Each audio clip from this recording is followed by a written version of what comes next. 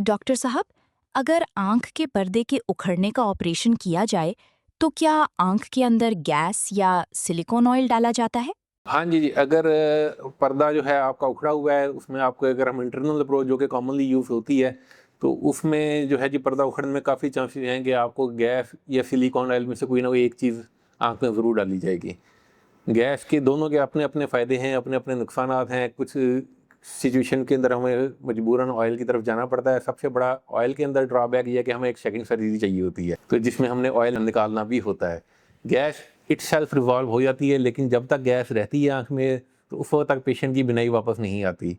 वो आँख का जो गैस का बबल है, वो पेशेंट की बिनाई को रोके रखता है। तो इसलिए गैस जो है कहेंगे वो वक्ती तौर पे आपके लिए तकलीफ़देह हो सकती है, लेकिन लॉन्ग टर्म में आपको सेकंड सर्जरी से बचाती है। सिलिकॉन ऑयल जो है अगर डालते हैं तो उसमें आपको रिकवरी तो क्विक हो जाएगी, लेकिन आपको सेकंड सर्जरी की तरफ भी जाना पड़ेगा। सेकेंडली, बहुत सारे केसेज़ में मजबूरन हमें सिलिकॉन ऑयल की तरफ जाना पड़ता है, क्योंकि सिलिकॉन ऑयल पर्दा बिठाने के लिए कहेंगे ज़्यादा अच्छा एलिमेंट है गैस की निस्बत। तो कुछ केसेस हैं जहाँ पे गैस के जो है आपके इस्तेमाल जो है बहुत लिमिटेड केसेस में हो जाता है।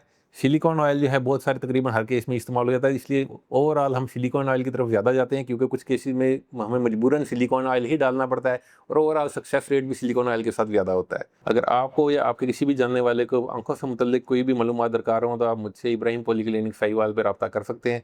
आने से पहले नीचे दिए गए नंबर पर फ़ोन करके अपॉइंटमेंट लेना ना भूलें। बहुत शुक्रिया जी।